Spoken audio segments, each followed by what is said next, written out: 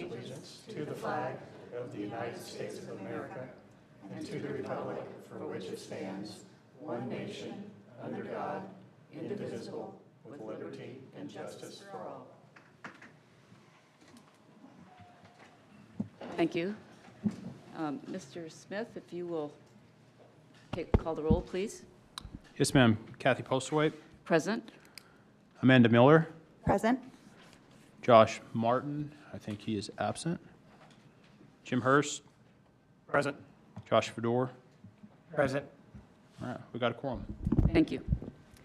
I'm hoping that you've all had a chance to look at the minutes from the last meeting. Are there any additions or corrections to the meeting or to the minutes? I move we approve the minutes. Thank you, Mr. Hurst. Is there a second? Second. Thank you, Mr. Fedor. All in favor, signify by saying aye. Aye. Aye. Thank you. Minutes are approved as presented. We do have, the first item on the agenda is docket number 2025-14-DSV, which is the petitioner has requested a withdrawal. Mr. Smith, is there anything we need to know about that withdrawal? No, they, the project aligns with our zoning ordinance, so they don't need a variance anymore. Okay, good. So we have a motion to, I move we allow the withdrawal of docket 2025-14-DSV. thank you, Mr. Hurst. Is there a second? I'll second. Thank you, Mrs. Martin. Any discussion? All in favor signify by saying aye. Aye. The petition is withdrawn. Thank you. The next item on the agenda is docket number 2025-10-SE, Regal Custom Homes. And Mr. Hurst, I'm going to recuse from this petition, so I ask you to take from here, please. Thank you. Yes. So we'll give our chair a moment to exit the room.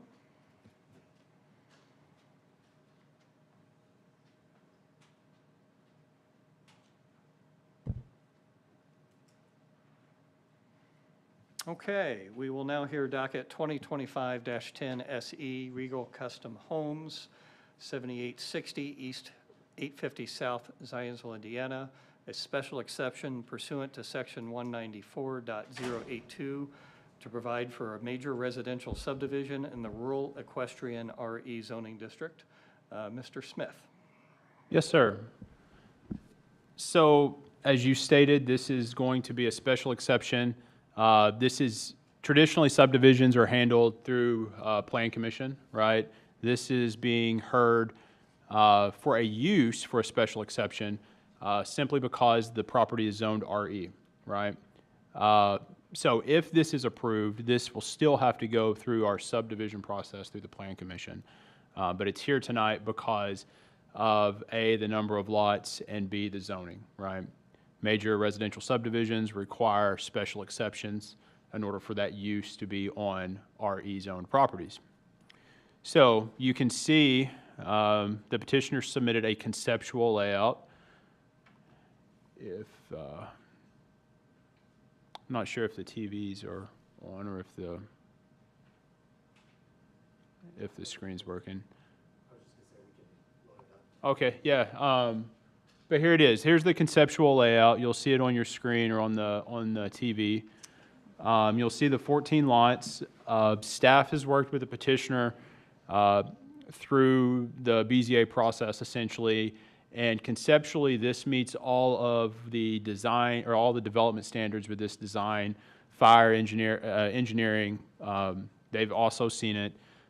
So, with this conceptual layout, should not require a development standard variances for any of the lot depth width ratios or things of that nature. So as it relates to the use, the special exception, staff supports the request. I'm going to go down to staff's positioning and go over the findings that we have in our staff report.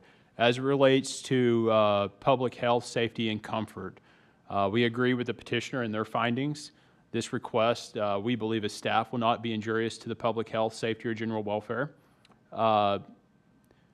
Circling back to what I said previously, this project still has to go through what we call TAC, which is our Technical Advisory Committee, as well as our Plan Commission review. That process is designed to ensure that these types of projects aren't going to impact or won't adversely impact the public health and safety. Other members of our review team, such as fire and engineering, and many other groups, will review this proposal and ensure that it meets all of our standards. And then the second thing we put in our staff report relative to the use as well as the 14-lot subdivision, this is very similar to many other subdivisions in the area. I'm not going to read through them, but they're listed in the staff report. Number two, the proposed use. Staff believes the proposed use will not injure or adversely affect the adjacent area or property values. Again, kind of repeating what we said in number one, it's pretty consistent with other major residential subdivisions in this area that are also zoned RE, that are also on well, or some on well and septic, others are just on septic. So it's a very similar proposal. We do not believe it's going to adversely injure or affect the property values in this area. Following down to number three, when you start talking about the character of the district, land uses in the RE zoning district and the comprehensive plan, as it relates to the character of the district, circling back to what we previously said about similar major subdivisions in the RE in this area, the list again is in the staff report of all the different subdivisions. This one's similar both in terms of parcels, the number of lots that are in the subdivision, as well as the size, right, the 3-acre size lots. This is very similar to those subdivisions in this area. Land use is authorized therein. Generally speaking, special exceptions, they are permitted uses, just with a heightened review, right? So with this review and approval, this would fall within the approved uses in the zoning district, okay? And then the town's comprehensive plan. The comprehensive plan recommends low-density single-family, which is exactly what this is offering. 14 single-family homes on 3-acre tracts of land, low-density single-family. I put the number in here, the density of 1 dwelling unit per every 4 acres of land, which means both in terms of use and in terms of density, this proposal is consistent with the comprehensive plan. So because of those three check marks, staff supports the request. Any specific questions you guys have related to the project, I'm happy to answer. Otherwise, I'll turn it back to you. Members of the BZA, have any questions for staff? Not at this time, no. Okay, I would invite the petitioner.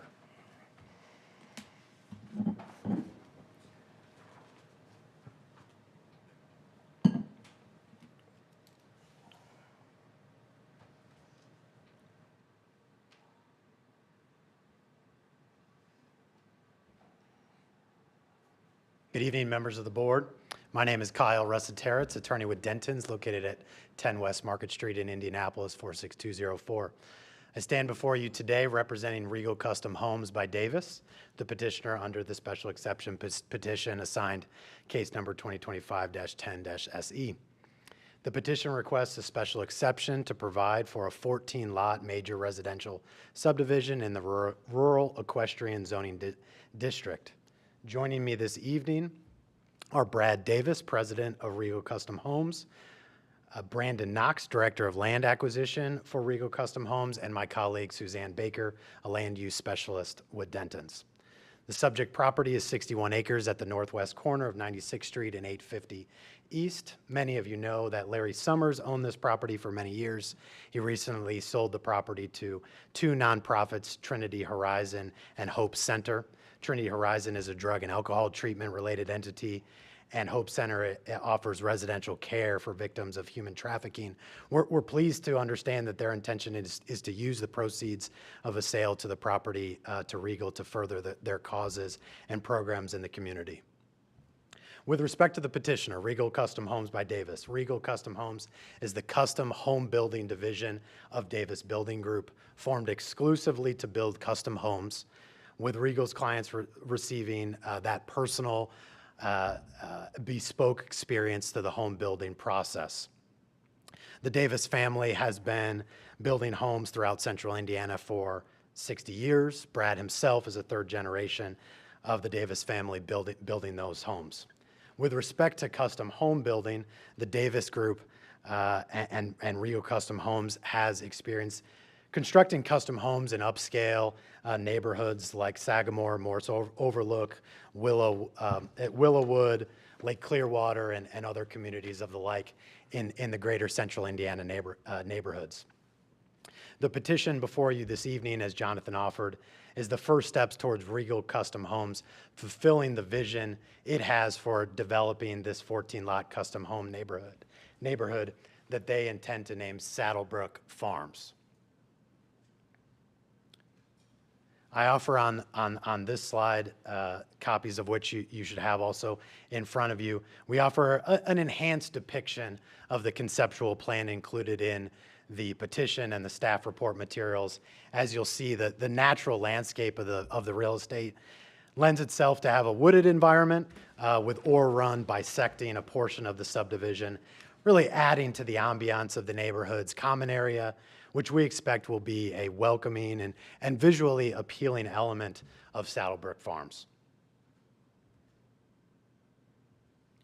I return you to the conceptual plan included in the petition materials. As you will see, each lot and the subdivision at large meets each of the applicable development standards, including minimum lot size of 3 acres, a 3-to-1 lot size ratio, all of the applicable and various setbacks, and as Jonathan mentioned, every residential lot per 4 acres. Lots within the subdivision will be accessed in 3 different locations. Allow me to highlight those for you. North of Ore Run, those lots north of Ore Run will be accessed by a shared drive from County Road 850 East on the east side of the property. That'll serve 10 of the 14 lots. The second access point will be solely for parcel 14 in the southeast corner of the subdivision. That'll be accessed directly from County Road 850 East. And the third access point serving parcels 11 through 13 on the southern boundary of the subdivision, accessed from a second shared drive from 96th Street. With the subdivision being under the threshold of 15 lots, it is not required by ordinance to connect to public utilities. However, Citizens Energy Group has confirmed that it can serve the site with water, with mains along Copper Road to the north and along 96th Street as well to the south. Petitioner thought it wise to connect the project to Citizens Water rather than well water for safety precautions relative to health department consideration, as well as fire department's fire safety measures. We presented, as Jonathan mentioned, the conceptual plan before you today to the fire department, receiving their approval of the same with some minor comments that will be captured in the civil plans during the platting and development plan processes. Public sewer is not provided in the immediate area, so each lot will be served by septic. However, in our opinion, it is a logical trajectory that if sewer were required to be brought to site, it would likely cause the advent of denser development in the area. By approving this type of low-density development, in turn, we believe it would protect against denser development here in the future.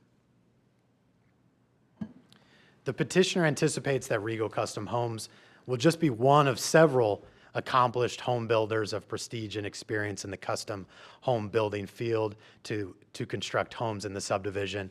And we anticipate each lot within the subdivision will sell in excess of $500,000, with homes costing in the millions to construct.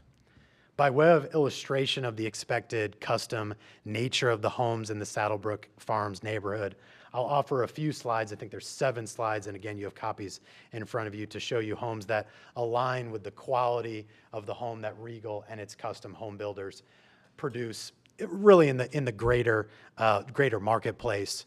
Some of the visuals of the elevations presented on these 3 slides were certain homes featured in Homeorama and other similar custom home building expos and the like. And again, these are just illustrative examples, and of course, one of the custom home builders being Indianapolis Monthly's Dream Home here. I'll offer for consideration by the board. On May 1st, we held a neighborhood meeting to introduce the petition and conceptual plan to neighboring members of the community. 8 properties were represented at that meeting, either individually or as a family unit. The invitation was sent in addition to the legal notice as required by the petitioner. The discussion there at the neighborhood meeting, it was thoughtful, it was productive, with Brad Davis, Suzanne, and I fielding a variety of questions, really about the topics that I'm presenting in my comments here today. None of the neighbors at that meeting expressed opposition to the petition, the proposed subdivision, or the development at large. And really, in fact, we left that meeting feeling the support of those neighbors attending regarding both the development and really its attempt in particular to limit the density in this area of Zionsville. Over the last several weeks, with communication beginning prior to last month's BZA hearing, we've had significant discussions regarding this matter with attorney Greg Zubek, who is in attendance this evening. Greg represents Fortune Development. Fortune Development owns approximately 83 acres just to the east of this development along 96th Street.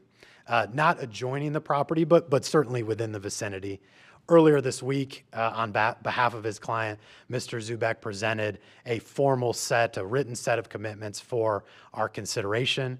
After that discussion, as recently as this morning, petitioner has agreed to that form of commitments. Mr. Zubek mentioned to me this morning that he is available to speak during the public comment period of this hearing to confirm that his client is in agreement with the form of commitments. And again, Regal Custom Homes, the petitioner, is as well. Certainly want to take the opportunity to thank Mr. Zubek and his client for that dialogue. It was really collaborative to reach this mutually agreeable set of commitments for consideration by the board this evening. On the screen before you and also in written form in front of you, we've provided a general summary of those commitments. This isn't necessarily a verbatim summary of the items, but I think it does a good job to provide the essence of what we've captured. And I'll run through them here again in an attempt not to read them off the screen, just provide you some highlights. Substantial compliance with the conceptual plan that we've offered. You'll see 2 minor clarifications in the commitments, that a lot line adjustment or a reduction in the number of lots during the platting or development process, for example, from 14 down to 13, would still be adequate for substantial compliance. The construction of these custom homes with superior quality materials, craftsmanship, but prohibiting vinyl and aluminum siding, but really wanted to make sure the commitment highlighted non-monotony in design of the front elevations, harmonious yet diverse streetscapes, and really important here that all of the home designs and any alterations to the designs would be approved by the developer initially, and then would be approved by an architectural review board established by the HOA of the committee. Developer would have to form that HOA and establish a declaration of covenants, which is highlighted in commitment number 4. Homes would only be made for sale by third-party consumers in the event that those consumers did seek to lease the property. Those leases would be limited to leases of at least a duration of 12 months, and the HOA would have to have those leases on record during the duration of their leases. Commercially reasonable efforts to preserve that wooded preservation of trees that I mentioned earlier, to the extent that those are not within the boundary of the residential parcels. Commitment number 6 and commitment number 7 will be highlighted in the declaration, but more than welcoming to the commitments here that detached buildings, to the extent constructed, would be complementary to the facade, materials, and roof lines of the primary structure. They would be permitted. Stables and barns would be permitted. Being in the rural equestrian district, we anticipate that certain homeowners may want to keep horses on their parcel of land. We note that parcels are only 3 to 3.8 acres, and so there's certainly a safety concern to the horses. So we want to make sure that that's restricted to a maximum of 2. And of course, no commercial activities related to those horses. And horses would only be able to be owned by the owners or family members. So not really using any of these lots for commercial activities or storage, if you will, of a stabling, I guess would be the more appropriate term there of horses in the community. No above ground pools, although there's an exception for spas, hot tubs, swim spas, and the like. Of course, subject to Architectural Review Board approval. And then finally, commitment number H, which is the last commitment, which we were happy to oblige here, a 2-year commitment that we wouldn't seek to amend these or modify these commitments, and modify being lessening the standard here. And that clock would start either the later of when the petitioner developer acquires the real estate or receives final approval of the development. Really, again, the timing element there being wanting to make sure we extend that 2-year timeline as much as possible so that Mr. Zubek and his client and any other neighbors really don't have to fear the petitioner or the developer coming back before this board to seek modifications to those commitments during that period. We feel like these commitments are well positioned to protect the interest of Mr. Zubek's client, the community, and really the residents within Saddle Creek Farms. Outside of this discussion with the neighborhood meeting and the letters that are included in your packet, which do include some comments regarding well water, as I mentioned earlier, I think this is a moot point with the intended connection to citizens' public water. We have not received any other written remonstrance or received any other concerns from the public or neighbors or otherwise. As always, we appreciate staff's time and attention to the matter. Their initial feedback really allowed us to be here today, adjusting the conceptual plan in scope and size, number of lots, and otherwise, which we do not anticipate any development standards variance petitions or use variance petitions at this time. We hope staff, Jonathan in particular, has found communication collaborative, constructive. We appreciate the time. My client and I are happy to answer any questions you might have. As again, if there's any members of the community here that are concerned or want to speak about the matter, happy to do that after the hearing tonight. In closing, I'd ask that the petition materials included in the original petition as well as those presented tonight, including the findings of fact, be incorporated into the record. And lastly, we really do believe Saddle Creek Farms will be an excellent project for the community, and Zionsville's desire to have low density, particularly in this area, aligning with both the comprehensive plan and meeting all criteria for a special exception. I appreciate your time listening to my words this evening. Welcome any comments, questions, and would just respectfully request that the board consider approval of the petition tonight. Thank you for your time. Thank you, petitioner. BZA members, do you have any questions for the petitioner at this point before I ask for public comment? Not at this time yet, no. I have one. What's the plan as far as, from a development standpoint? Are you listing these lots individually? Are you going to do a lottery system? I'm asking because sometimes you can't start a project until you've sold most of the lots. I'm trying to understand the position.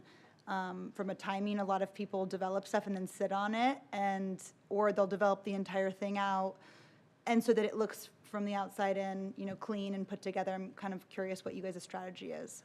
Sure. So from a timeline perspective, during our due diligence period, we of course anticipate next steps being platting and development plan process. During that process, Rio Custom Homes really wants to build a relationships with its co-builders. That has had initial conversations with 2 to 3 different builders to understand whether or not they want to build those lots. And so the infrastructure and the development of the lots will be done by Regal Custom Homes. The vertical elements will be done by those co-builders, including Regal Custom Homes. So I can't answer from a development perspective whether each of those builders will have the ultimate same strategy, but the full development will be constructed and be ready for vertical development by those individual home builders and custom home builders, including Regal Custom Homes. How many homes is Regal going to keep, or how many lots is Regal going to keep versus? That hasn't been decided, just given the dynamic of the continuing conversations here. Brad, do you want to have a comment? I'll have to ask you We'll to have come you up, come Brad. come here. Thank you. If you'd state your name and your address. Yes, sir. Bradley Davis, the CEO of Davis Homes here in town, and Davis Building Group, Regal Homes, all of the above. Our address is 3950 Priority Way, South Drive. It's around 96 in Keystone area, Indianapolis, Suite 210. To answer that question, we were contemplating about 5 to 6 of the homes by Regal, and the balance with 4 or 5 real good, high-quality custom builders is what we're thinking. And they'd probably each market their lots to a couple of customers, and we would market ours as well. Hadn't contemplated an actual auction or anything. Thank you. That's all I have. Anything else from, all right, thank you. Let's see, we have a couple of signed-up speakers. I would invite John and Barbara Burkhart to come to the podium if they still wish to speak.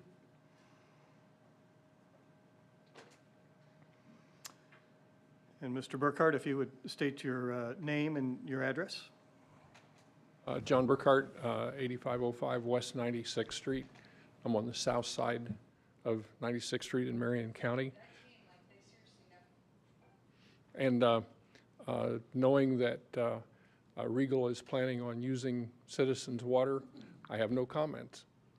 Well, thank you. Makes me happy. Thank you, Mr. Burkhart. All right, next on the list is Mr. Zubak. Thank you.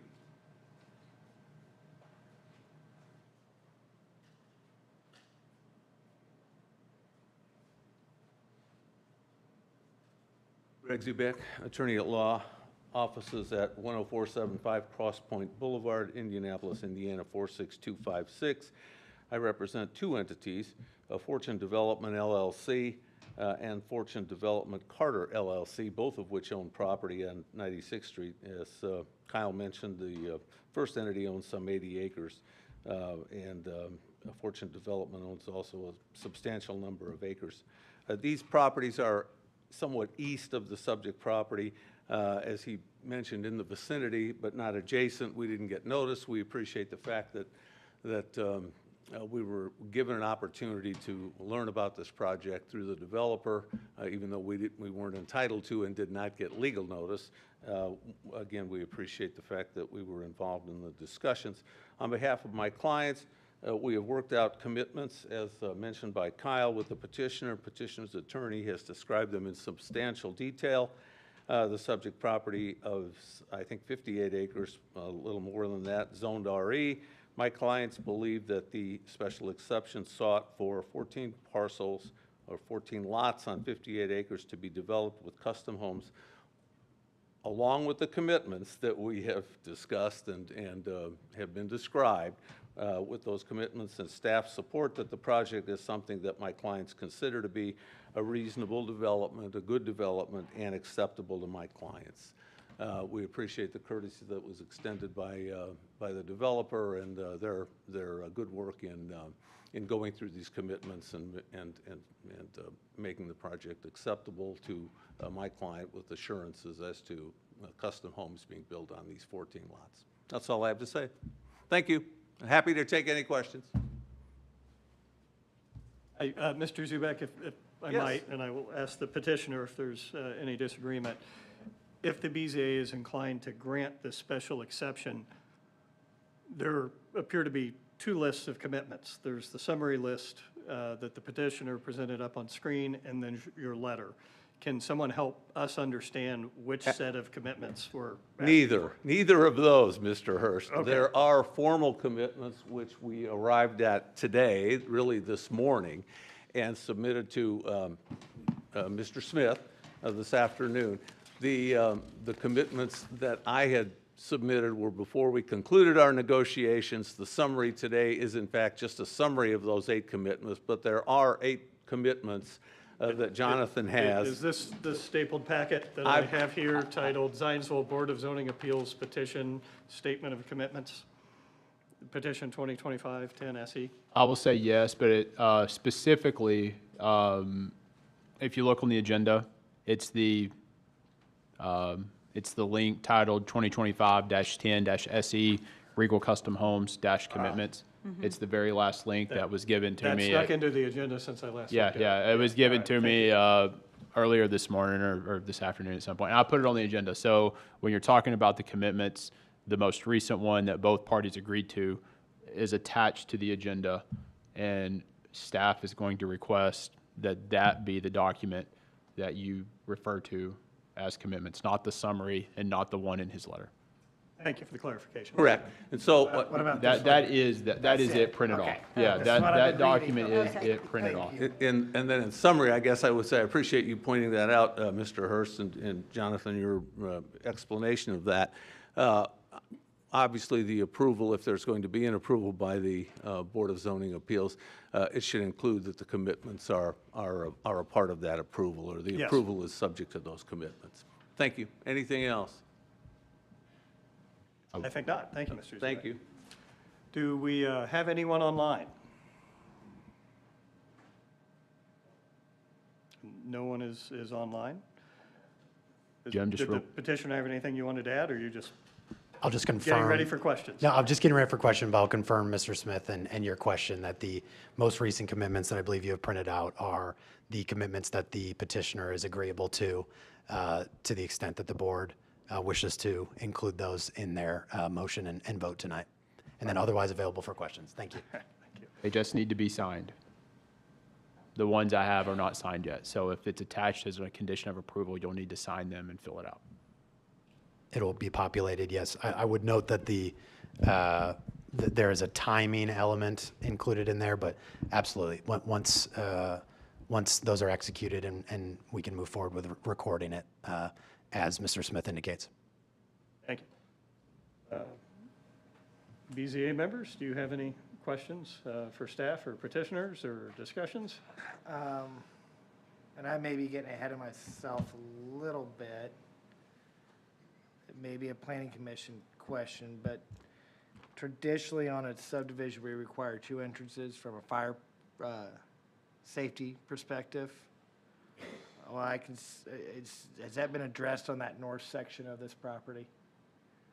So, I apologize, can I answer? I didn't want to interrupt. Please. Okay, Yeah. okay. I didn't want to take the. He's the not mic. asking me. Okay, so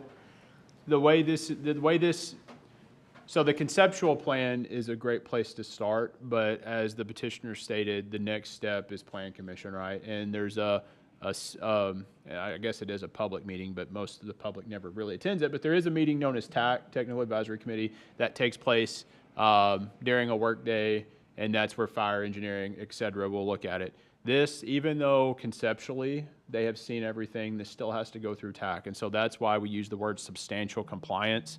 There is the possibility, despite fire having looked at it, despite engineering having looked at it, that's technically not their TAC comments, right? TAC has not occurred yet. So they reserve the right, which is their right to do a thorough review once they file for formal approval through Plan Commission. Fire, engineering, as well as planning, reserve the right to do a thorough review. Not speaking on behalf of fire, but I suspect if there is an issue with 2 entrances, when they seen it the first time, they probably would have vocalized it. That might have been one of the comments, one of the technical comments that they provided that you will change through the plating process. Yeah, thank you, Jonathan. I'll add, if you can turn to your packet of slides, there's the what I'll call enhanced conceptual plan. You'll see hammerheads added to the end of the shared access drives near parcels 5, 6, and 7 in the north, and then along the boundary line of 11 and 12 in the southwest. Those have been added since our initial conceptual plan in reaction to a conversation with the fire department, between the civil department of Regal Custom Homes for that exact point. Of course, it doesn't add a second entrance, but it allows for additional turnaround for emergency vehicles. And so traditionally, when we see a subdivision of this size, we're normally looking at 2 entrances. So if the fire department's already addressed a lot of these concerns, I'm sure some will be brought up by the time it gets to the planning commission anyhow. So just one of those things I noticed right off the bat. So with approval tonight, will you then, have you guys closed on the land already? No, we have not. Okay. We still have a timeline to be able to do that. We will, given the expense required to formulate the plating petition as well as the development plan petition, we did want to seek approval before you have the special exception first, but I anticipate proceeding earnestly with those 2 petitions. Timing on closing may occur before that, but of course, no construction can begin until those other 2 approvals. If no further questions for the petitioner or staff or remonstrators, do we have any internal discussion? I think 3-acre lots are great. Okay. I think this is a nice use of this property, so. With our absence tonight and our recusal, any vote to approve the special exception would have to be unanimous, just so everybody understands that. And I would think that any motion that someone might make to approve this would be the acceptance of the commitments that are stated here, and then maybe perhaps also expressly connect to Citizens Water, would be my suggestion. And the written signage of this?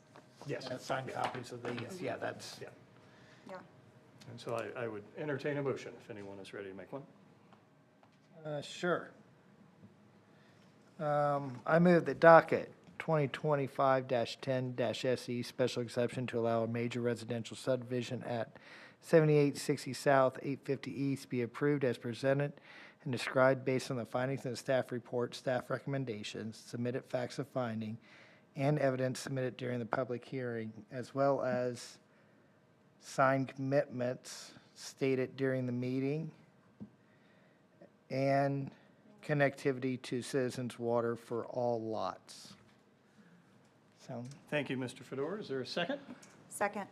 Thank you for the second. If we could call roll. Jonathan, I guess, since we're, With Kathy being out, we'll start with Amanda Miller. Approved? Okay. Jim Hurst aye. and Josh Fedor. aye. Well, passed unanimously. Good luck, Mr. Davis, with the development. Always appreciate developers that talk with their neighbors and solve problems before we get in the room. So, thank you. Thank Mr. you. Zubek? Burkhart? Yeah, please. And we will take a minute as we allow our chair to return to the room.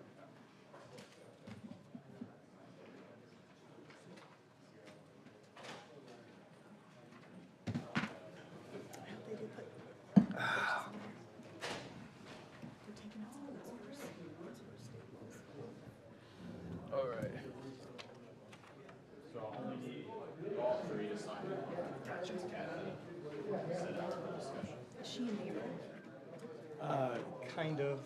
She also is on a group for the rural Always borrow your equestrian pen every historic time. district.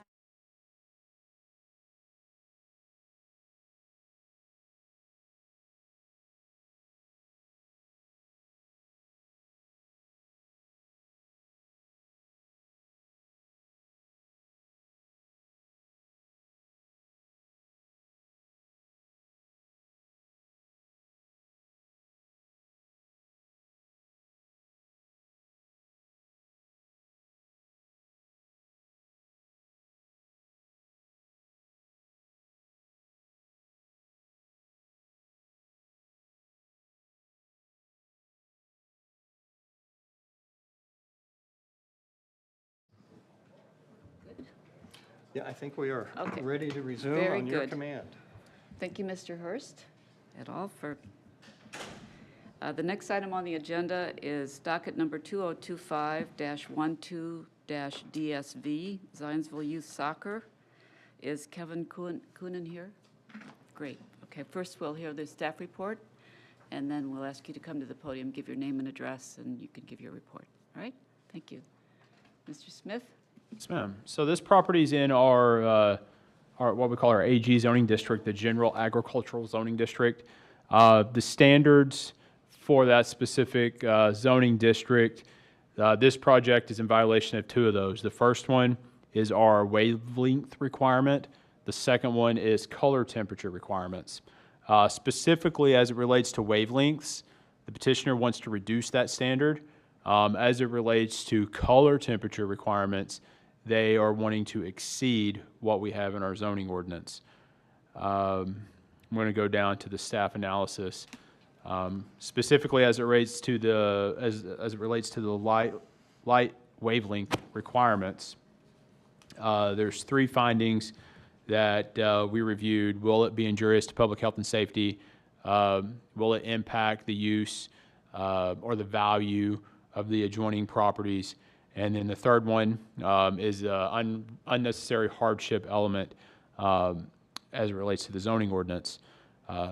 Finding number one, relative to the light wavelength requirement, we agree with the petitioner. As previously stated, the petitioner, they are required to adhere to the remaining standards in the lighting ordinance. These standards prohibit objectionable glare and light nuisances from spilling over into the other parcels. For this reason, we agree it will not be injurious to public health and safety. Additionally, after writing this staff report, we got a photometric that also confirmed that there's not a lot of spillover. The impact to the adjoining surrounding neighbors, there shouldn't be any. Going to number two, the use or value of the area adjacent to the property will not be affected in a substantially adverse manner. We agree with the petitioner for this criteria. The light fixtures are on poles that are relocated from other areas on the property. The use of this property is not changing. The number of poles are just being relocated, so it's not increasing. The use is not changing. We don't believe they'll have any impact on the use or value of the surrounding areas given those factors. Barring objections, we believe this criteria has been met. Number three, strict application of the terms of the zoning ordinance would result in unnecessary hardship. Again, we agree with the petitioner. Although the standards in our zoning ordinance may have been industry norms in 2016, this section of the zoning ordinance was adopted in 2016. Improvements to the lighting and lighting fixtures have come a long way since that time. It's pretty normal, pretty industry standard for, I apologize, I just lost my wording. It's industry standard for things like football fields, baseball fields, soccer fields, et cetera, to have lights that exceed or that go between 450 to 500 nanometers. I'm going to let the petitioner explain the nanometers and all that good stuff. I'm not going to pretend to be an expert on that. From what we found, it's pretty industry norm, right? So because of that reason, we believe there is unnecessary hardship in this case. Variance number two, as it relates to color temperature requirements, they're requesting to exceed the number in the standard in our zoning ordinance. Specifically, item number one, will granting this variance be injurious to public health and safety? Once again, we agree with the petitioner. As previously stated with the first variance, they're required to adhere to the remaining standards in our lighting ordinance, which prohibit spillover and injurious impacts to the adjoining properties. We've seen photometric plans that confirm this information. So staff is satisfied that the adjoining property owners will not be adversely impacted. Public health and safety will not be adversely impacted. Item number two, use or value of the adjacent properties. Again, the light poles, they're just being relocated. The use is not changing. The photometric plan show that they're not adversely impacting these adjoining properties. So staff believes, as it relates to criteria number two, use or value of adjacent areas, we believe that criteria has been met. And then finally, number three, as it relates to strict application of the zoning ordinance and unnecessary hardship, we agree with the petitioner. According to our research, light fixtures with color temperatures between 3,000 to 4,000 degrees Kelvin are they're often associated with spaces like office spaces and residential kitchens. Given this property is used for soccer games, this standard does not seem appropriate for this type of use. And then again, circling back to a previous statement, it's common for sports fields to use lights with color temperatures greater than 4,000 degrees. I attached a chart just for comparison purposes of the NCAA lighting standards, and you'll see that what the petitioner is requesting falls in line with those industry norms. And so with that being said, staff supports the request as well on both petitions, on both variances. If you have any specific questions, I'll do my best to answer them. Otherwise, I'll turn it over to you. Mr. Smith, are there any questions for staff about this petition? Okay, Mr. Conan, if you want to address that's fine. If you would give your name and address, please, for the record. Brent Castle. I work with Musco Sports Lighting. Address is 1271 Westfield, Indiana. So just to kind of reiterate what was said there, some information that you guys have in front of you that was provided by one of our research engineers based on the color temperature and the wavelength. The reason, again, for having a lower wavelength is just for the alertness that is needed for players and for spectators when they are participating at the events. And again, when it comes to the color temperature, that higher color temperature provides a safer playing area with a brighter light for the playability of the participants in the matches. And again, going back to the spill, I think you guys have been provided that spill scan, correct, with that property, around the property. So if you see that there, you'll see that there is no impact around the playing area. You're going to see that there's 0 horizontal foot candle and 0 vertical foot candle.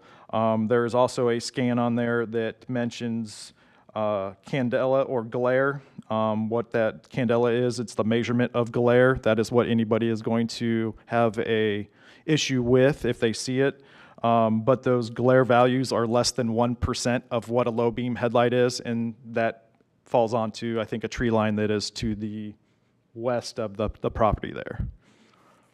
And I do want to have some clarification. You had, on the poles and stuff themselves, I don't know if there was some kind of miscommunication. The poles are new poles. They are not being relocated from the site. There is another field that has lights on the site, but for this application here, we are providing new poles for this design. So Anything further? I have nothing further. So there would be 2 fields that would be lighted? Yes, yep, One with that's- older lights, I assume, Correct. and this with the newer state-of-the-art lighting? That is correct. I will guess one other thing further is a similar area that we have just lit is at the, is it the 375 Athletic Complex, the Zionsville High School baseball, softball, the soccer and lacrosse field. That soccer and lacrosse field has similar or the exact same lighting that would be on this field. So if you are familiar with that area, it would be the exact same that's on that. So one question, and this, I don't know if you can answer this, or perhaps the folks who are managing this field. Would there be a shut-off time for when these lights would be off? I mean, how late at night will they be on? I would have to defer. Do you know like approximately how late you run your fields and stuff and tournaments? Do you know what that is? Yeah, please approach the podium and give your name and address, please.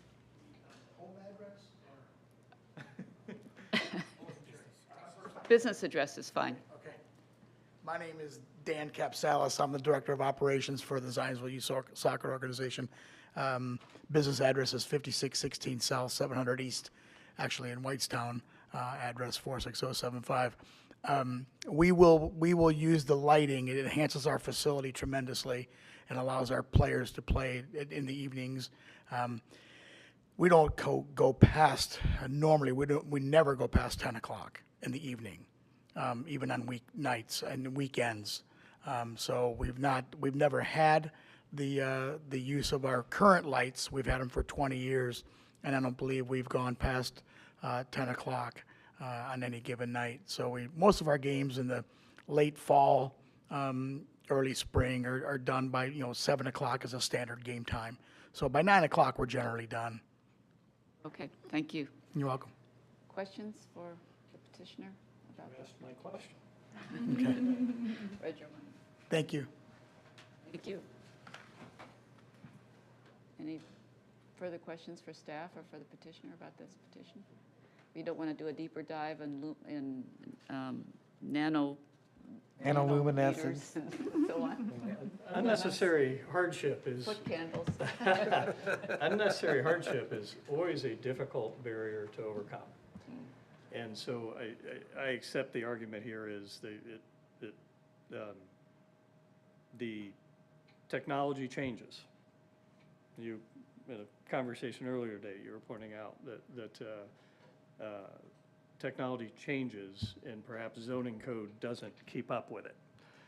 And that in itself creates this unnecessary hardship, and I can get behind that thinking. Yeah, I mean, my only objection would be if there was dense residential and there was a lot of spillover, but it looks like that's being confined and there's been no objections from any neighboring. Although I think I interrupted you from maybe asking for public comment. Well, no, we will do Okay, that. sorry. but- Actually, that's a really good point. Thank you. Why, Mr. yeah, why Mayor. don't we go there before I put my foot in my mouth? Is there anyone else here who would like to speak on this petition? Or I don't know if we have anybody online who would like to speak? Nope, okay. Anyone here that would like to comment? Okay, thank you for reminding me. Any I don't know that you further needed discussion? reminding. I needed reminding. Further discussion about this? I think that the point that you made is the hardship here is just the fact that our ordinances are, dare I say, It's out of date. technology and Yeah, it goes faster than our ordinances. right, so, They've been out there for a long time, have had a lit field for, I don't know how many years, but it's been a while. Never heard a problem from out there. So, they've been a good neighbor to their neighbors. I agree, technology does change at a rapid pace anymore. So, yeah, I think the hardship has been met. so Mr. Smith, does this need to be approved with a condition that they do the photometric? Or has that already been turned in? Are there conditions that need to be applied? So I was sitting here thinking, and you know, the message could have been construed anyway, right? So I'm not gonna speculate as to the misinterpretation of it. But the conversation I had with the Plan Commission team on their side of the table was that this would not require a development plan approval through Plan Commission because there was not the addition of any new poles. There wasn't any intensity, right? But now I'm hearing that there's going to be some sort of intensification through the addition of these new poles. So I want to have a follow-up conversation with the Plan Commission team. We have a condition on here that says you have to seek approval of an improvement location permit, an ILP, which is something it's standard practice for any project, right? Even if you're just building a single-family home, you have to get an ILP. So that's not a threshold that you can't meet. And if you have to go through Plan Commission for a development plan approval, you're going to submit a photometric plan anyway, right? So the two conditions that are attached as conditions of approval, I think no matter which route this goes, are standards that I believe you would still be able to comply with, or that you shouldn't have any problems complying with. Because even if you have to go through Plan Commission, you still have to get an ILP afterwards, and you still need to submit a photometric plan, which I believe you've already submitted the photometric plan. So both of these conditions, I still have no problem attaching those, even with that new information. So yes, attach the conditions. All right, thank you, Mr. Smith. Thank you. Are we ready to make a motion or two? Yeah, I can, I move that docket number 202512 DSV, Development Standard Variance, to reduce the wavelength requirement in the Rural General Agricultural AG zoning district at 5616 South 700 East, be approved as presented and described based on the findings in the staff report and the staff recommendations, submitted finding in the facts, substantial compliance with the submitted site plans, evidence presented during the public hearing. Forgive me, I think you meant to do the conditional approval that would include the conditions of the owner-operator shall seek Shall seek a, what are we calling it, Jonathan? improvement. So an improvement location permit. Are we the wrong one? Oh, gosh. The owner/operator shall seek an improvement location permit for installation of the lighting. The petitioner shall provide town staff with a photometric plan showing the lights comply with the applicable lighting standards found in section 194.113A, 1, 2, 3, and 4, and section 194.113D. Is there a second? I will second. All right, thank you, Mr. Hurst. Any further discussion? No. Did you want to do a roll call vote, Mr. Smith? Yeah, let's do it, right? We're going to randomize. I was told I need to randomize my voting, and so that's what we're going to do. Jim Hurst. Aye. All right. Josh Fedor. Aye. Amanda Miller. Aye. And Kathy Postwaite. Aye. All right. So do we have a motion for the second variance? Sure, please? I can take a crack at that. I move that docket number 2025-12-DSV development stands variance to exceed the color temperature requirement in the Rural General Agricultural AG zoning district at 5616 South 700 East be conditionally approved as presented and described based on the findings in the staff report and staff recommendations, submitted findings of fact, substantial compliance with the submitted site plans, and the following conditions of approval. The owner-operator shall seek an improvement location permit for installation of the lights, and the petitioner shall provide town staff with a photometric plan showing the lights comply with the applicable lighting standards found in section 194.113, A1, 2, 3, and 4, and section 194.113D. Thank you, Mr. Hurst. Is there a second? Second. Thank you, Mr. Fedor. Any further discussion?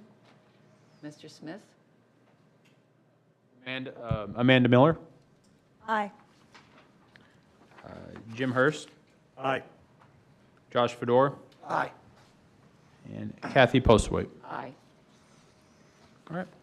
Variance is granted. Good luck with your project. And thank you for the lesson on lighting. I will follow up with y'all, letting you know next steps. Okay? Probably tomorrow or Friday.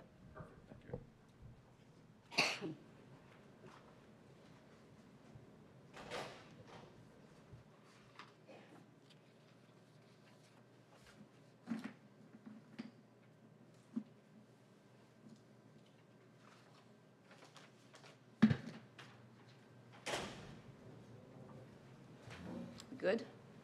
Yes, ma'am. All right, the next item on the agenda is docket number 2025-13-DSV. Jeff Zartman, is Mr. Zartman here? Great, thank you very much. We'll start with the staff report, and then you'll have a chance to present your petition. Mr. Smith? Yes, ma'am. This is a, give me 1 second to pull up the staff report, but this is a project in the village, 980 West Pine Street. Property is zoned RV. And in the village, there is a max lot coverage. I believe it's 35%. Let me confirm that in my staff report. Yeah, 35%. The petitioner, after doing all the math, and we draw our numbers off the property record card. So the math, once we did all of that, including what he is proposing, the total lot coverage increased above the 35% threshold. According to our calculations, it went up to 38.10%. So the variance that's before you is to allow the petitioner to exceed the 35% lot coverage for the construction of, I will call it, it's an accessory structure. I believe it's going to be a garage used for storage and other items to that effect. I will let the petitioner go over the specifics of the project, but from a staff standpoint, here's how we came to 38.1%. There was some questions about that earlier today, about how we got to our percentage. And again, these numbers come from the property record card, as well as from the petitioners, the size of the building. But that being said, skipping down to the staff positioning, if you read through this, staff does not support this request. Really, if you go through the three findings quickly, as it relates to public health and safety, we agree with the petitioner. Increasing this lot coverage should have no adverse impacts on public health and safety. We believe this criteria was met. Item number 2, use or value of the adjacent area will not be affected in a substantially adverse manner. Again, staff agrees with the petitioner. This request allows the petitioner to add an accessory building to the property, one that is going to be on a foundation with framing that complies with building code. This will likely add value, to be honest, to the property, which in turn should have a positive impact on neighboring values, on the neighboring property values. Regarding use, the accessory building would have no impact and the primary use of the property or the residential uses adjoining this site. With or without this building, the residential use on the area will continue. So barring objections, staff agrees that item number 2, that criteria has been met. What staff couldn't, the hurdle that staff could not get over was item number 3, which is the zoning ordinance. Strict application of the zoning ordinance, staff believes, does not result in unnecessary hardship. The standard we use, right, granting a variance should only occur when unnecessary hardship exists. And the standard that we use means that unnecessary hardship cannot be self-created and should mean the land involved cannot yield reasonable return because of a unique circumstance. In this case, we were not able to see that unique circumstance. Obviously, with this being a construction project and with him proposing to build this building, we believe the hardship is being self-created. The property could still, even without the building, staff believes the property yields a reasonable return. And so for those reasons, item number 3, of the 3 findings, item number 3 is the one that staff does not believe was met. And because of that, that's why staff does not support the petition. If you have any specific questions about the staff report or the project, I'm happy to answer them. Otherwise, I'll turn it over to you. Thank you, Mr. Smith. Are there questions for staff or Mr. Smith? Not at this time, for me. No? Not right now. Petitioner, Mr. Zartman, if you'd like to approach the podium, please, and give your name and address for the record.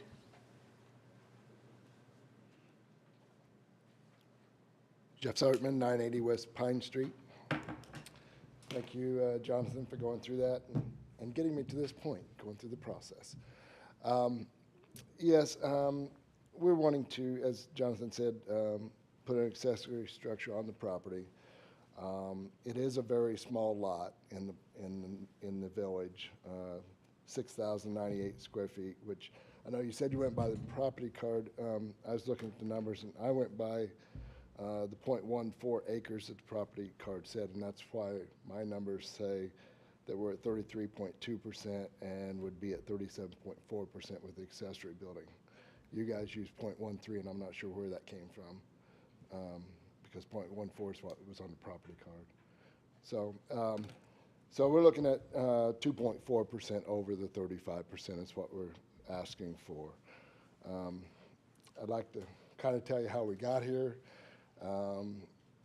My wife and I live downtown in Fletcher Place neighborhood, downtown Indianapolis, and very nice down there. Reminds me of the village, places to walk to, retail, et cetera, park. But we also had our daughter and her 2 little baby, our grandchildren, living a block and a half from us. And we always got together, and then one day they said, hey, we hate to tell you this, but time to get the kids around a good school and a bunch of kids, so we're moving to Zionsville. We said, great, no problem, we understand. Next words were, but we love having you with us, and the kids love having you with us. Would you move to Zionsville? So we said if we found the right house, yeah, we'd love it that our family wants to be with us. So My wife is a retired occupational therapist, so she's big on aging in place. So it was finding the right place, meaning a one-level home that everything's on it that we would ever need now and in 20 years. And we found this house at 980 Pine Street. Had everything we wanted on the one level. Had a small lot, which we thought was a blessing, because as we age, it's less to take care of. What we didn't know of was the lot coverage issue. Downtown, we still have the house downtown. We haven't sold it yet, but we have an accessory building down there that has all the things that we would like to have up here. And as we were looking at this home, you know, my wife says, so where are you going to put everything we have out there? I said, well, when the time's right, we'll put an accessory structure out here, move things up here, and we'll be set. Had no idea that there was any lot restriction coverage. As we go down the alley, there's a garage, a shed in this yard, a shed, a garage, a shed, all kinds of accessory structures all down our alley. So I asked if there was any HOA or any restrictions when we were buying it, and of course there wasn't, because a realtor did not dig and say, yeah, there's a lot restrictions, and we did not know to look at that. So right now, we have a very small two-car garage. That's kind of that aging in place, having a car you can get in and not have to go out in the cold or in the ice or snow. So I don't have a mower in my garage. I borrow my neighbor's. When it snows, or going to snow, I go downtown and get the snow blower and put it in my SUV and bring it up here. There's just no place for anything for us to have without an accessory structure. We don't have the space.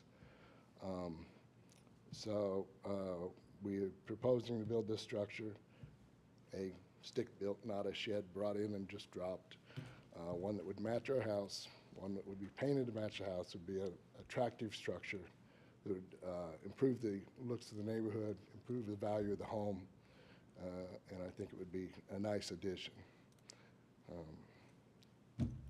Questions? Thank you, Mr. Zartman. Are there any questions for petitioner? I don't have any questions at the time. This is essentially to be used as a storage for, you said lawnmower, snow Pipes, blower, I mean, so on. lots of stuff that, Yeah. you know, you typically have. Right.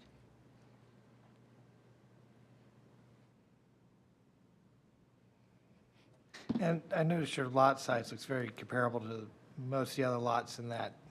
I mean, I'm sure there's some size variation there, but majority of those lots all look similar in size. Is that correct? That's not Jonathan? correct. If you look at the maze die layout, it looks like they would be, but that's not how they were laid out,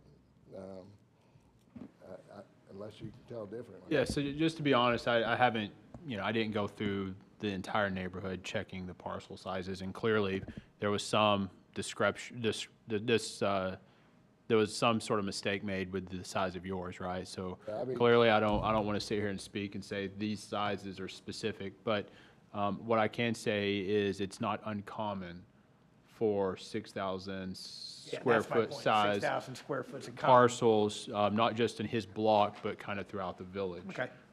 It's lot coverage has routinely been an issue for projects in the village, mainly because of the size of the small parcels that they have. And as he alluded, the standard in the zoning ordinance is 8,000 square feet. But there's numerous parcels throughout the village that don't rise to that standard. It's 6,000 square feet. But there's a section in our zoning ordinance that allows and accounts for that. So they're not in violation for being below the 8,000 square feet. But as you can see, many people that buy these properties buy them not thinking that, well, they think, oh, it's a small lot, it's easy to take care of. But, when it comes time to develop, they don't realize that it's going to be a challenge to build because of lot coverage. Go ahead. You have a question? No. While I'm thinking about it, is there anybody here who would like to speak about this petition? Would you? Yep. Would you please give your name and address for the record? Good evening. I'm Jessica Tuttle. I'm at 965 West Pine Street. I'm a neighbor just next to Jeff. Jeff's a wonderful, wonderful neighbor. Sorry, I'm getting emotional. He comes and when he does bring his mower up, he mows our yard when we're busy at work and we have young kids. He's absolutely fantastic. And when he bought that house and moved in, he's done so much work on it. It's beautiful. They put it sod in, they made it very nice. It is a small lot, it is unique on that block, and it is a hardship. And so he didn't know that coming into it, and the lot was created long before the zoning code ever existed. So I really, truly believe it's a hardship, and if he ever were to move away, I hope not, right? But if he ever had to, I think that we would not be able to attract as great of a neighbor here as he is if this wasn't there. So thank you so much for considering this, and really, really appreciate your time tonight. All right, thank you very much. Thank you. Anyone else who would like to speak?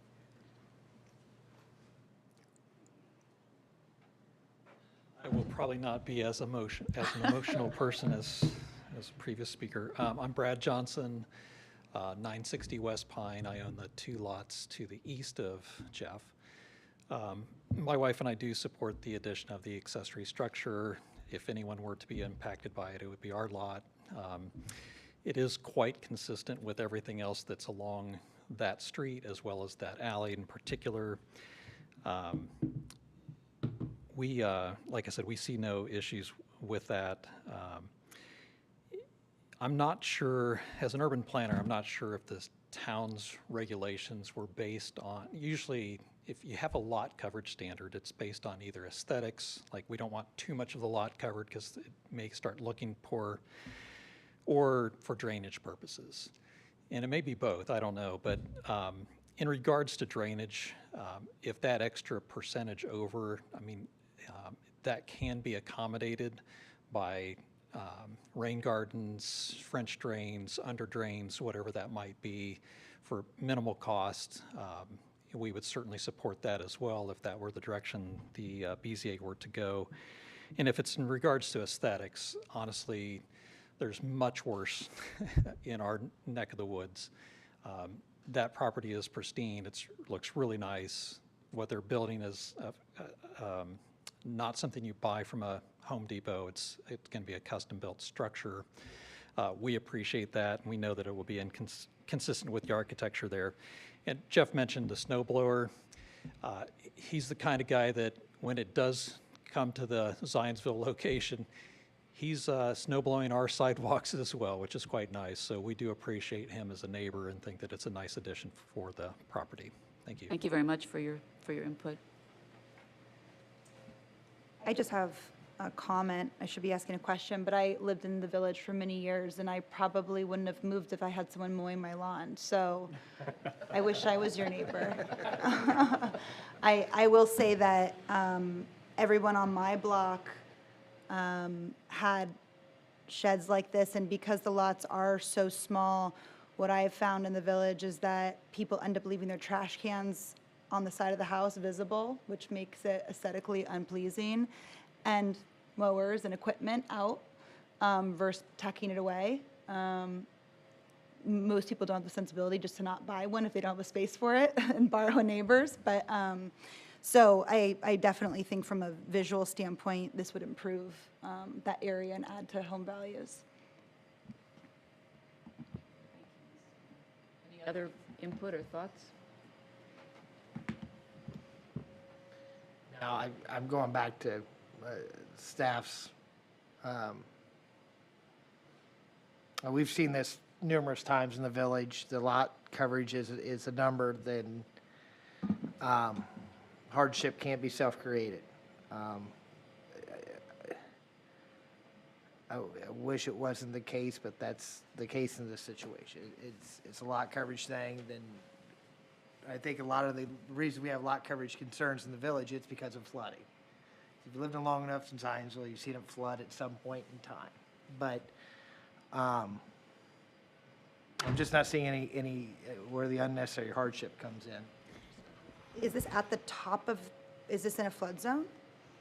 The entire village has a standard set because of flood concerns throughout the village. Oh, you're at the top. Drainage issues, but I don't know that this This property is has high, had yeah, an this This is issue. high up on the Yeah, it's up on hill. the hills, or up in Yeah. the upper half of the village. Right. But I understand being at the base, but yeah, this is the highest, one of the highest points. If I might add one thing I missed in my presentation. Sure. Thank you. I think there were two houses on our block originally, and whoever owned my house sold a lot to the east and a lot to the west. And they did get those approved as, I mean, it's way before my time, but they did get them approved as much smaller lots. But having been in both houses, they're almost mirror images of each other. The garages that they constructed on both of those houses are just tiny. They can barely fit the 2 cars in there. And that also is a bit of a hardship based on, trash cans. You just can't get much in there. And so our fear if they ever move on is that we're going to have the trash cans, because several of our neighbors do. You start seeing the trash cans outside, you see bicycles outside, you see lawnmowers outside. We don't want that.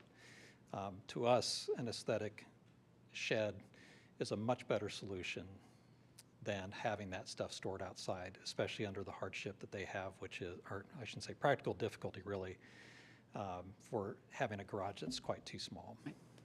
Okay, thank you for that further comment. I would like to say, I heard you talking about drainage, and we just had a new house built behind us, and part of that new build was between the builder and the city, I guess, they put drains down our alley, 3 drains that drained down into the ditch to make sure that there was not any drainage issues along that area. And that is right where the structure would be, is where all that drainage has been taken care of by these 3 new drains that go down through the alley.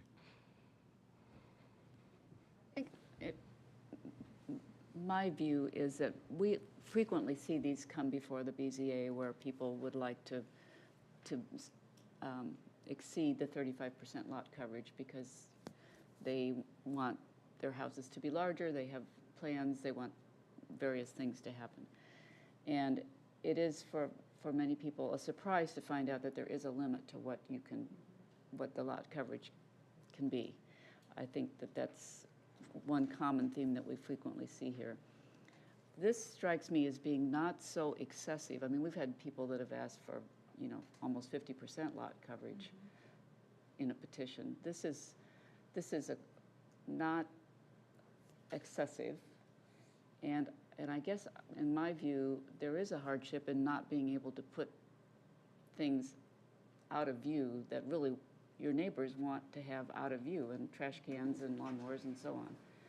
So I feel like if this house has a very small garage and it's not possible to put those things in the garage if you have 2 cars, then to some extent that is a hardship which they are trying to ameliorate by building a structure that exceeds marginally that 35% which is mandated in the village. Now, I'm open to further discussion, so. I would agree with that statement. This is one of the things that makes this job on BZA very difficult. Right. It's a great argument to change zoning, the zoning ordinances. It's a great argument to back off of the unnecessary hardship standard. But while we have this zoning and we have the unnecessary hardships standard, those are tough things to overcome. And I mean, you talk about a compelling case. They're a house by me. I'd encourage him to buy it. Sounds like he's a great, great neighbor, great human being. Yeah. But the ordinances don't give us much room. And while that's true, I just tend to go back to the fact that this is not going to be a mega monstrosity mansion. We're tearing down an existing structure to put an oversized house, that doesn't fit in with the other houses around it.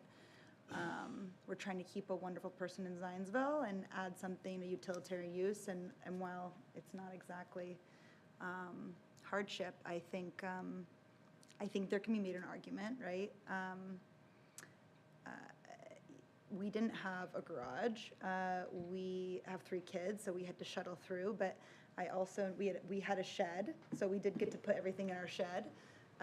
But, you know, I live in a community now where my streets get plowed easier. It wasn't always, we were never the first person in the village to get people in there, get sidewalks to be trimmed and things like that. And so you had to make sure you had that stuff to do it yourself if you were the last person on the list for the plowers to come by. So,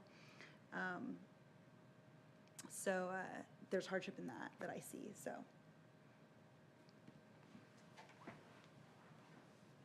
Well, I agree with your point about the standard.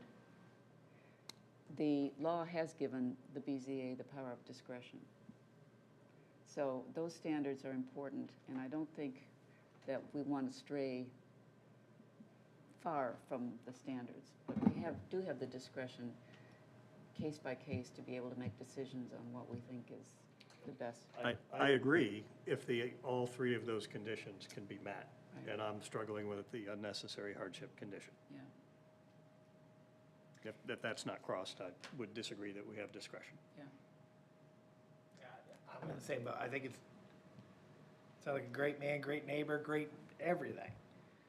But we have these criteria, and this is what we go by. And I had trouble getting myself around the hardship. It's just that simple. Well, Josh, help me out as I try to navigate this. Is the lot coverage, does that really have a lot to do with the drainage question? And can we reasonably ask things that could solve the drainage question? Yeah, I think we could. I think there's some ways to address the drainage issues. French drains, permeable surfaces, et cetera, but you're taking a lot and increasing it by 260 square foot. That's gonna go in, I mean, if there's a way to mitigate that water, I think that would help solve the lot coverage issue, which may not even bring it to this point, but, I mean, to not be able to put a trash can away, it's, I can see how that could be seen as hardship. I don't see that as a hardship. You haven't lived with the raccoons in the village. I have not. I will Those 100% guys are- I have a agree. story for you after the meeting, but yeah. Those raccoons, ooh, I wouldn't even live around my kids. But there's been no suggestion that there's a drainage issue with this property. To the contrary, I think we've heard that some steps have been taken to manage drainage in the new construction that's happened. So there's no suggestion that somehow adding this building is going to create a problem or exacerbate a problem in drainage. So I think the larger issue is the 35% standard, instead of being 35%, it's going to be 38% lot coverage. And I guess for me, I mean, I see that as not such an appreciable increase in lot coverage that there will be an impact. And I guess if you've lived near people that have left all of their hoo-ha out in their yard all the time, everything from, well, I can understand the urge to be able to put things away and not I have do it be too. outside, so, and, yeah. You know, we're down a BZA member tonight. Yes. And I think we've all been pretty clear with our positions. Right. Do we want to make July busier? Yep.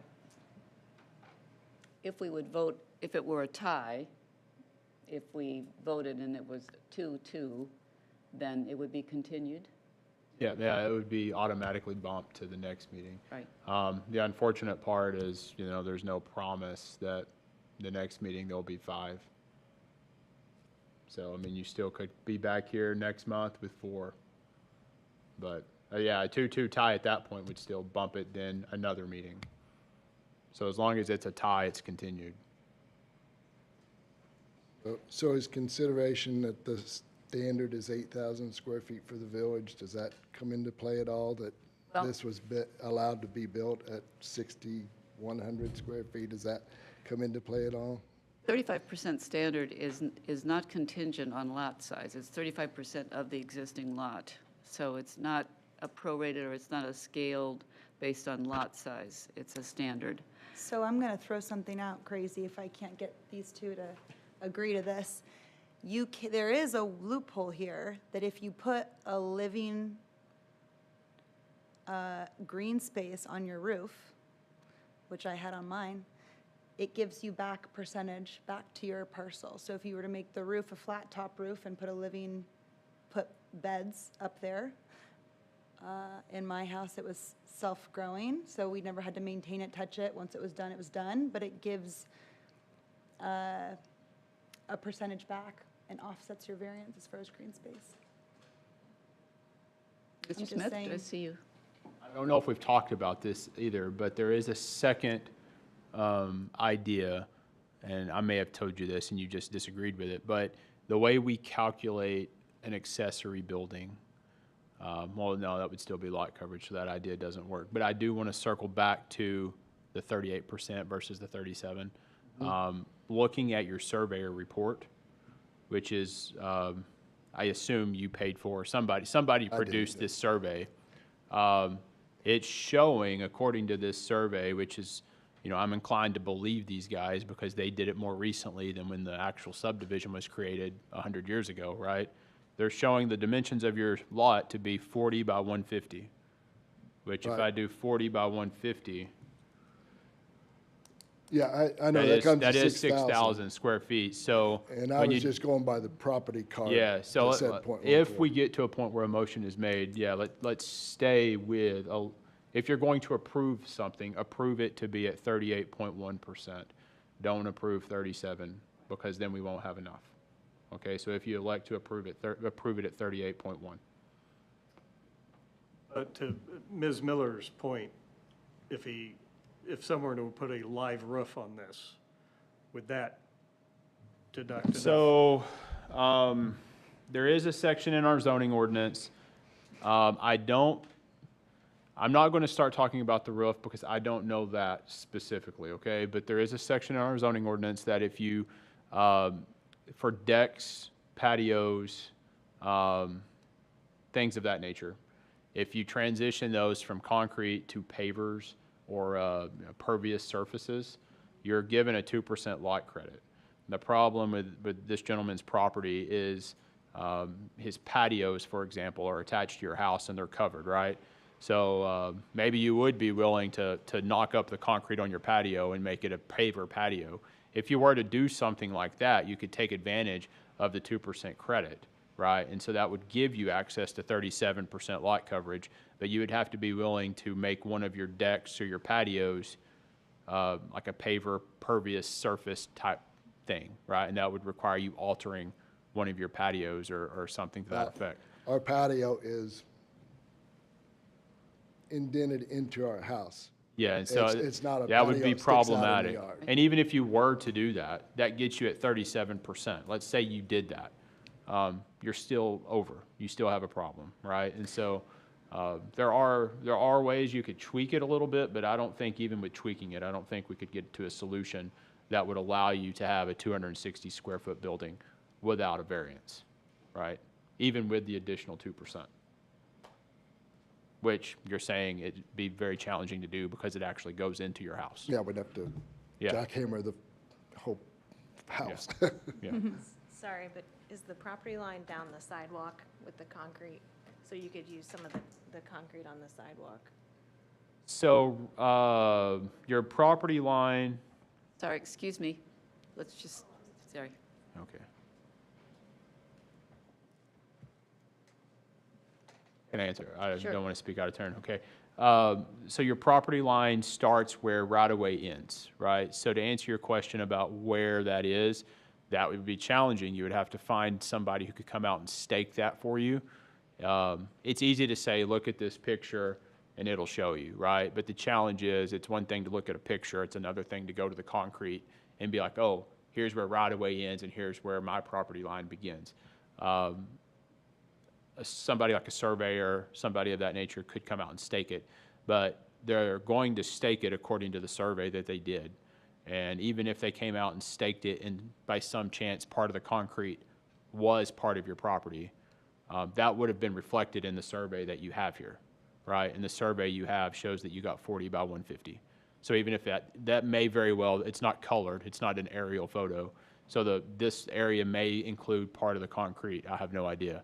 But either way, that wouldn't change the numbers.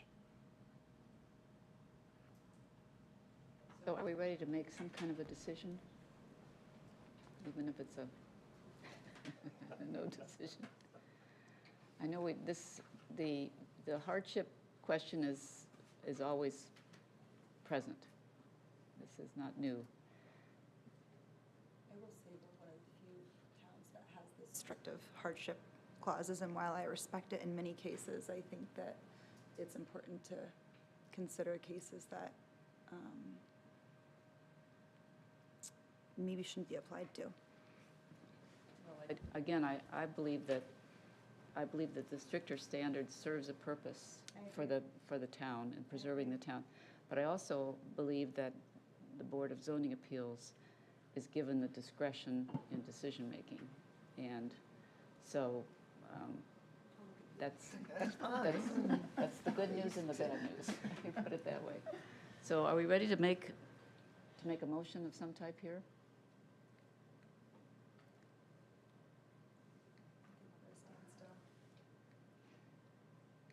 I guess I can start it. But I think I've been pretty clear on where I stand on this one. We'll start this way and see where we go. I move that docket 2025-13 DSV Development Standards Variance to exceed the maximum lot coverage of the urban residential village RV zoning district be denied as presented and described. Is there a second? Sadly, yes. Okay. Any further discussion? Mr. Smith, will you take a roll call vote, please? We'll start with Amanda this time. Amanda Miller? Nay. Nay. All right.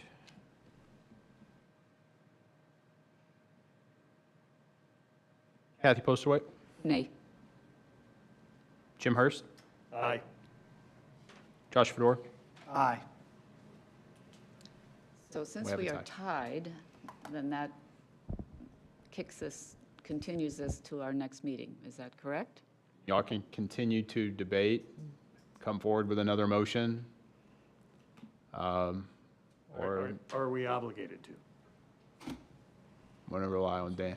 Are we obligated to go through all of the motions before we get to a No, you're not continue? obligated to do any of that. Okay. You can do whatever you choose. Is it possible that You there? have the discretion. Thank you. That's Thank you. Is it possible that there's some solution that can be found if we continue until next month? Jonathan, is there some solution, or you've already?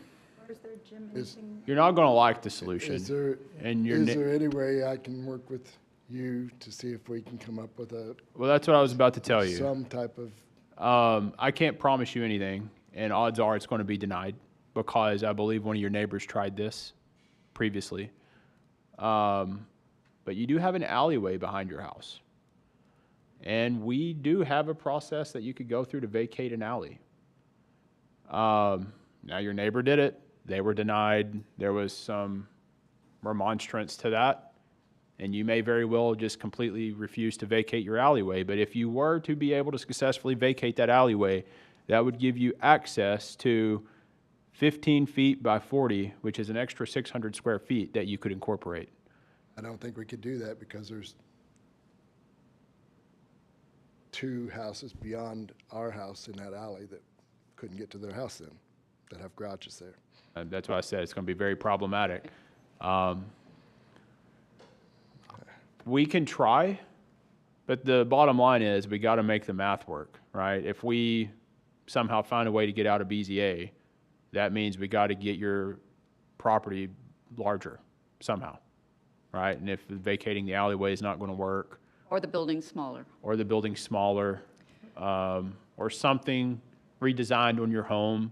I mean, I mean, again, if you're willing to, how far are you willing to go to get this, right? We can come up with ideas Well, all month, but, you know, it's, I know, I guess hardship to me is, I guess, not hardship in other people's eyes. I mean, that's the difficult part. It's very difficult for me to have this home that has no space. I mean, yes, I bought it that way, but I had no clue, having shed, garage all around me, that there would be an issue having space there for what we need there, you know? I don't know what to say. I mean, that's, hardship is, to me, that's a very hard ship for me and my wife to be there, trying to be here for the next 20 years and have nothing there to, you know, do what we do. As it is now, my understanding is that this will be continued because it was a tie vote here. Do you have to make a motion for a continuance, or is it Or automatically? I think it's automatically continued. Automatic, okay. So my suggestion would be then that you and the planning staff put your heads together and see if there's not some way to find a solution for, so that you can have a building someplace that you, as you have described. And then we will take it up again in July, and hopefully we'll have our full complement. And the simple math of the vote might change it. Right, that's right, With the, I don't Yeah. know the fifth gentleman very well. right. Okay. Thank you very much, Mr. Zartman.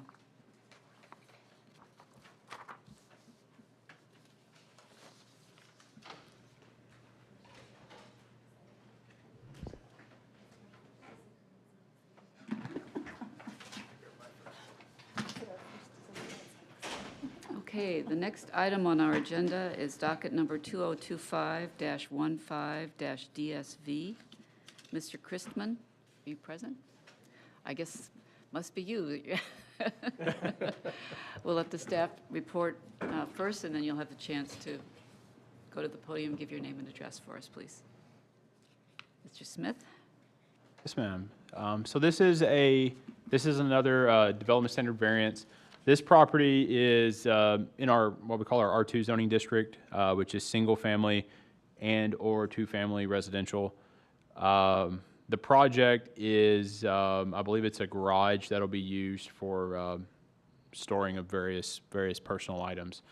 The challenge with this project, if you look at the site plan, is that it encroaches, well, let me circle back. The standard in the zoning ordinance says that you have to be either 20 feet from right-of-way or 70 feet from the center of the road, whichever is greater. In this case, this 70 feet from the center of the road is the greater standard, which is what is being applied to this project.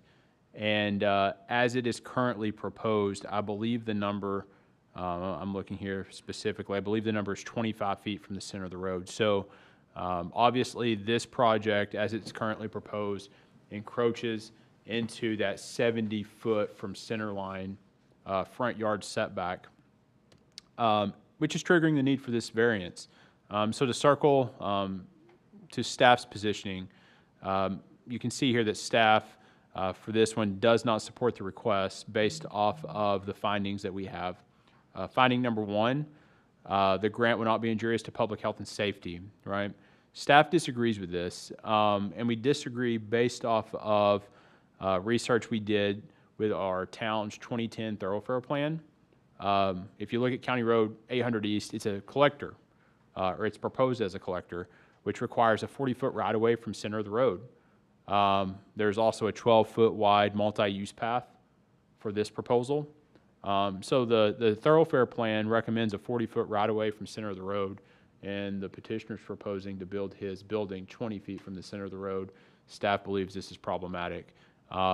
You know, it may not happen next year, it may not happen 10 or 15 years from now, but if we do follow as a town, if we follow this thoroughfare plan at some point when County Road 800 is improved, by approving this request, the BZA is essentially approving a building to go in right-of-way that at some point we're going to have to require, you know, that building to be removed.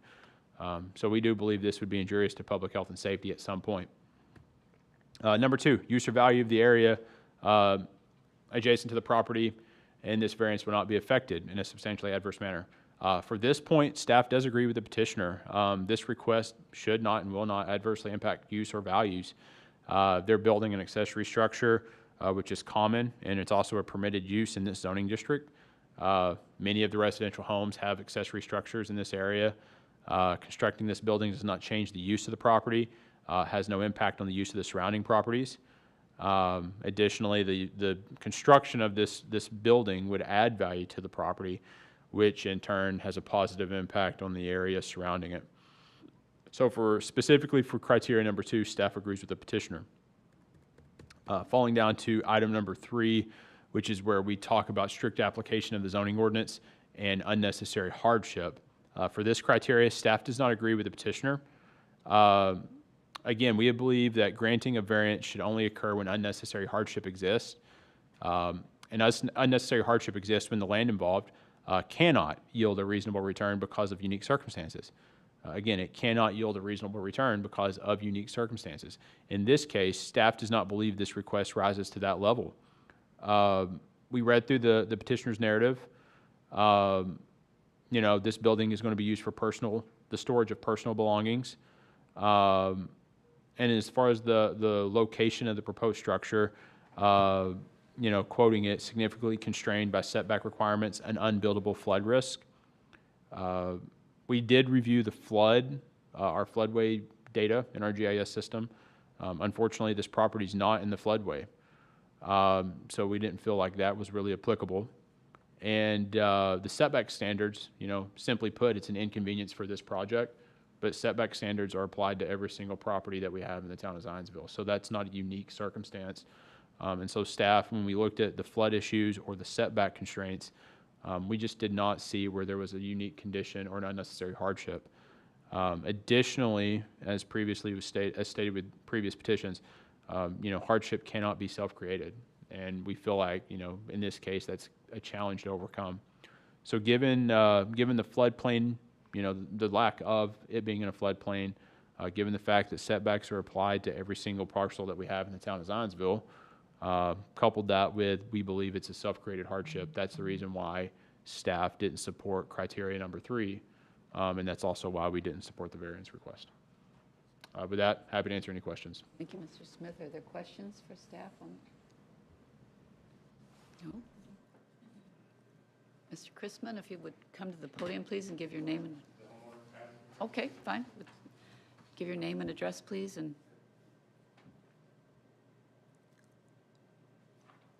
Jay Chrisman, 7822 Gray Eagle Drive, Zionsville, Indiana. Adam. Adam Butram, 5501 South, 800 East, Zionsville. So, a couple things. Well, let me start with, if you look at the site map there, or the site plan, on the back side of this building, so the opposite side of 800 East, excuse me, this land that Adam's on, where this building is going, after that building, so once you get to the back side of that, it drops off 30 feet. That's pretty accurate. So a majority of the land that this house or this property sits on, or this house sits on, it is extremely low elevation, and it has had history of flooding in the past, and I'll let Adam talk a little bit more about that. Where this is at is really the only buildable space. So it's not like we're not maxing out the available building space on a lot, but this is really the only space where you can put a structure like this without a risk of high waters. So although it's not in a floodplain on the GIS, there is known history of that flooding, more than 5 feet, to say the least. So that is the reason to put it on that part of the land. And I also do want to add that there has been a prior variance for the existing garage. So where you see the drive comes in at 30 by 30, that also had a variance for a setback when that was built. So obviously that's set back a little further, but there has been a variance on this same property before. So, you want to add anything about the history of the flooding? You said you have some examples. Yes. The neighbor directly to our east, Gary Grissom, Gary and Teresa, I believe they moved into their house somewhere mid-70s. They have seen water come up.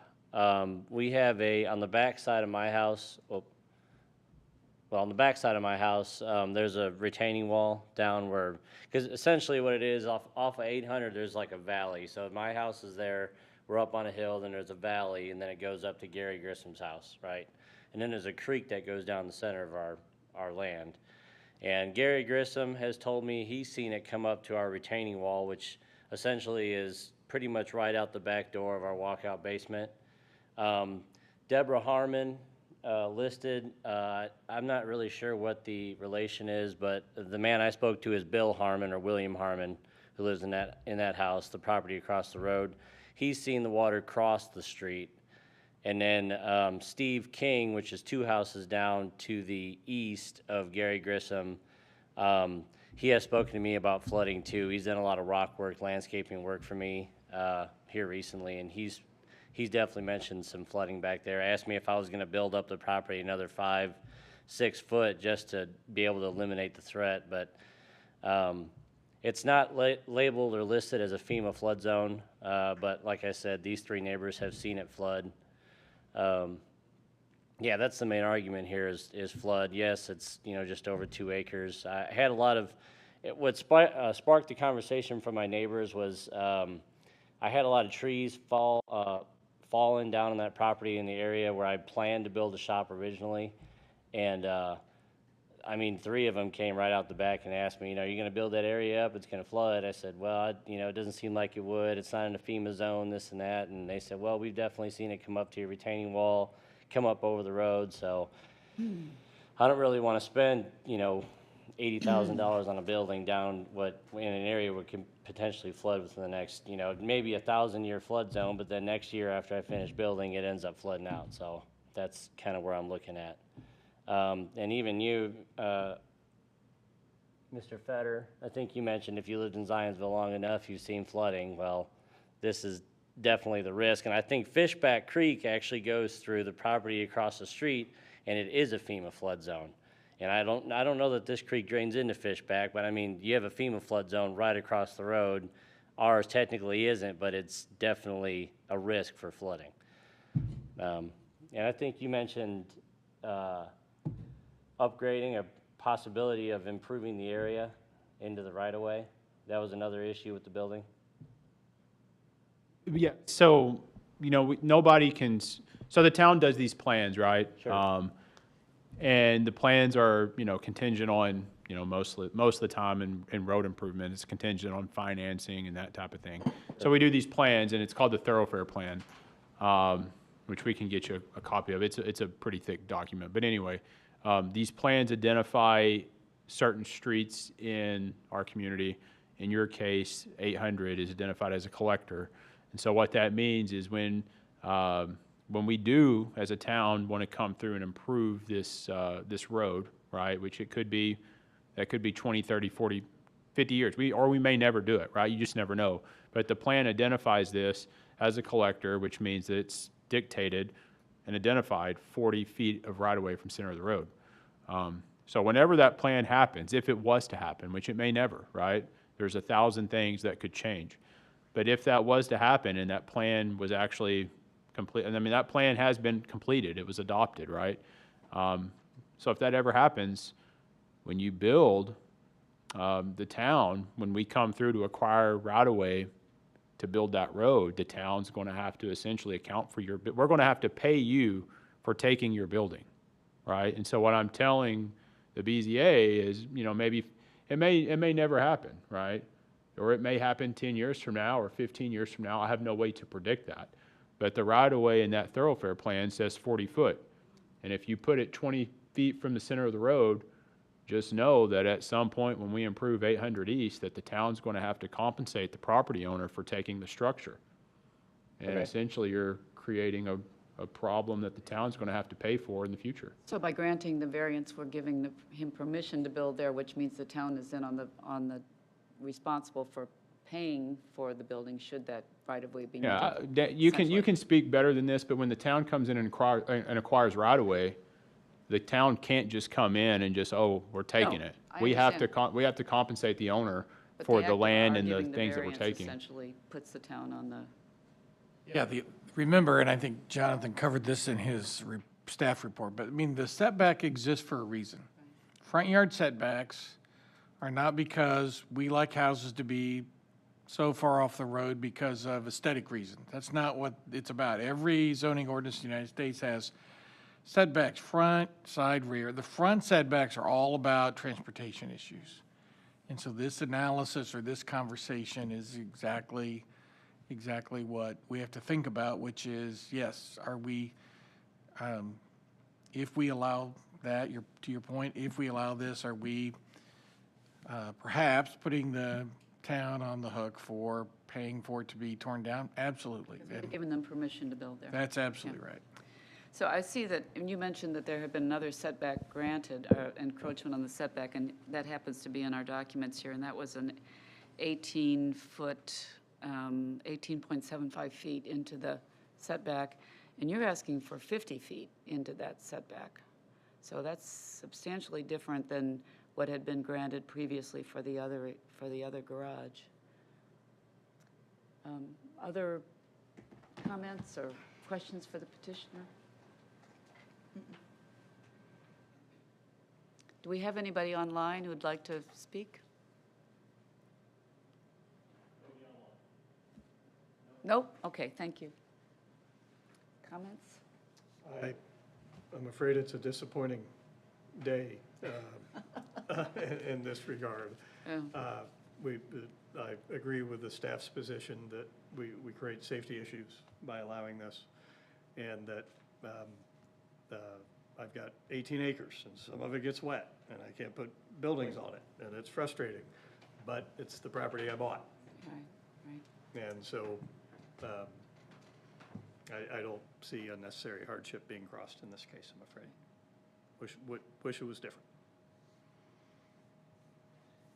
I'm in the same boat, public safety, number one. Well, I certainly am concerned about flooding. I would think there's some way that we could find another location on this property for this, but it's a public safety on the front end, and then we get down to the hardship. I haven't seen anything any hardship short of the chance of flooding, and it's not in the FEMA area. But I know that area well. There's a big valley to the north of you there. I've seen water in that thing pretty deep, which I assume goes to the east side of your property there. But you also made the comment, you're kind of on the top of the hill right there. Why floods, it comes off to the floodplain to the south and west there. That's a pretty steep drop off, and then to the directly to the north of you is a pretty steep drop off. I just think it's a unique property. But the public safety is the number one thing. So.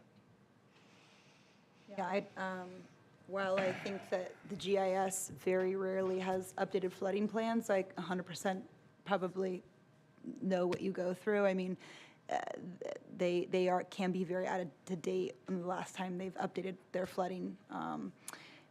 I still have to agree with staff on that from a safety standpoint. Those setbacks are important, especially when it's a main roadway like that could potentially need to be developed for further access. So are we ready to make a decision here? Well, if we're ready for a motion, I guess I can make a motion. Okay. I move that docket number 2025-15-DSV Development Standards Variance to reduce the front yard setback along County Road 800 East for property at 5501 South 800 East B denied as presented and described. Is there a second? Second, Thank you, Ms. unfortunately. Fedor. All right, and further discussion? Do you want to do a roll vote, Mr. Smith? Yes, ma'am. Kathy Postlewaite, Aye. Amanda Miller, Aye. Josh Fedor, Aye. Jim Hurst. Aye. Thank you. Thank you. Sorry. We're sorry, gentlemen. Thank you. So that takes care of our agenda for tonight. Is there anything further that needs to be considered? No. Nothing? July 3rd is our next meeting, correct? No, it's actually July 8th. July 8th. July 8th, okay. Yeah, I will be, after tonight's meeting, I have to update the July meeting, right? But once I make those updates, I will be sending out a draft version of the agenda. I think right now we have 6, with the continued item now 7 petitions for July. I'll send those items out, within the next couple of days.